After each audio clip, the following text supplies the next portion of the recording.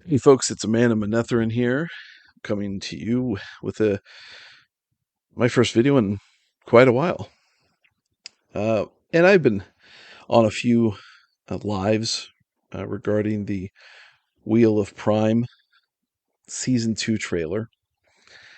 And it's the Wheel of Prime, it's not the Wheel of Time. There's no relation outside of the fact that we have um, a misappropriation of character names into a television show that Robert Jordan created. And it's, in all honesty, a laughably bad trailer. Um, there's just no way around it. There's nothing there. There are elements from the books, but it's not contextually from the books. The characterizations are not from the books. It is agenda-driven garbage. Much like the music that they put with the trailer, it is just this egocentric tripe that drips from the mandibles of leftist culture. It's just bad, bad, bad. Now, looking through the trailer, I could sit there and break this down, and you can tell that it's going to be the Moiraine show. I was surprised that there was as much of Rand in the show or on the trailer as there was. I didn't expect that. Um, but we didn't hear him speak, so that's kind of par for the course there. There is just a lot of lazy looking things that look like they're going to be developed into the script of the show, the plot of the show. Um, a lot of member berries to sit there and say, "Oh, well, we did include this part from the books," and you can only say that on just a slight technical sense because that's all that you did in season one. You haven't proven anything in terms of your loyalty to the show, Mister or Mrs. Rafe Judkins, whatever you are. There is just a lack of faithfulness to the material that occurs throughout this whole thing, and it could be just the way that you're treating the show is probably encapsulated perfectly by this scene here with Turok as he pulls out his own heron marked sword. And when he does so, he has 4 of his switchblade fingernails flopping all over the place. What in the hell is this? It's just pathetic. And I laughed so hard when I watched this the first time and then the second time. And after that point, the comedy of it kind of wore off. It is just awful. And for people to sit there and say, "Oh, the fingernail thing looks cool because that's from the books," even though it's probably a foot and a half longer than what they should be, and they weren't switchblades. You know, it's just it's unreal. It looks like it should be from like a Zucker Brothers comedy back in the 80s. You know, laughable stuff. And when the trailer said highly anticipated, I also got a chuckle out of that. This is not a highly anticipated show, folks. And we can look at the numbers. So, like, as of this moment, there's 1.4 million views, which has spiked in the past 24 hours by, I'd say, about 60%. And that's kind of interesting because what that's done is it's destroyed their ratios, really.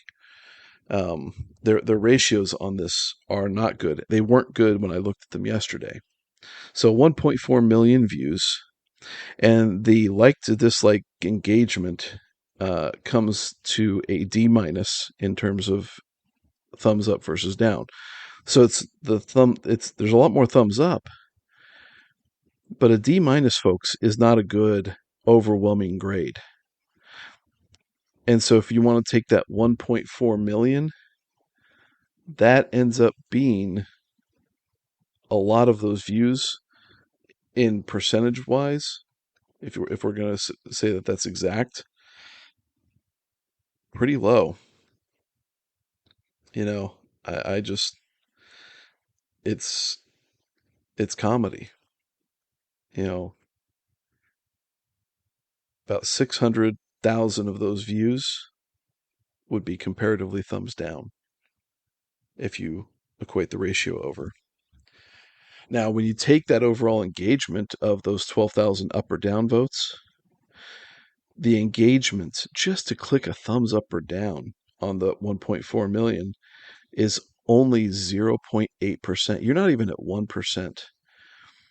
And I don't pay a whole lot of attention to this stuff a lot of times, but this really stands out because from what I understand with some of my friends who are in this YouTube sphere, you want your engagement minimally to be 10 to 15% engagement. You want your comments there. You want your likes and dislikes in there to drive up the views on there. So if anybody is seeing the trailer, then what they're getting is a bump from YouTube and not a natural one from the engagement. But you'll say, Mr. Man of Manetheren, you got to take into account the comments as well. It's like, okay, well, let's take a look at the comments. There's only 900 plus comments on this video as of this moment. You haven't reached even 1,000 of them. Now, I know there have been more than 1,000 comments made because I've seen quite a lot of people make a comment saying, I left one, it was removed by YouTube or Amazon because it wasn't an overly positive thing. So you're left with 903. Well, this Amazon destroys that ratio that I was talking about, your engagement ratio, because the comments only equate for a 0.06% engagement.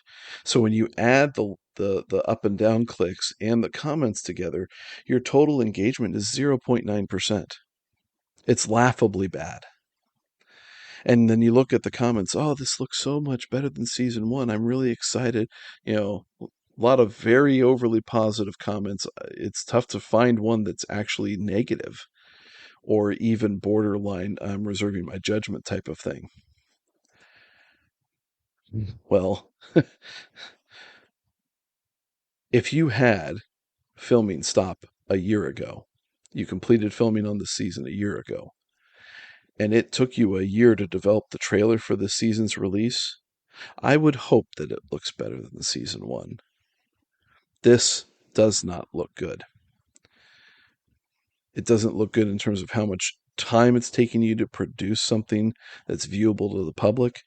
Your little sporadic, repeated casting updates that occur 6 months apart. Oh, we cast this person. Oh, well, this person 6 months later, we now finally hear is cast as this individual. That's not news. That's only you trying to sit there and keep it in people's minds by handing out that information to shill sites. And it's worthless. We see you. We see what you're doing. We don't buy it. This is not a highly anticipated show. It is not going to be successful, more than likely. You know, and if it turns out good, fine. I'll admit it. I'll eat my hat. But I'm not anticipating having the need to do that. So, anyway, those are my thoughts, folks. Let me know what you think in the comments. And we'll see you on a live somewhere or on the next video. Check out Navran, Taishar Manetharan.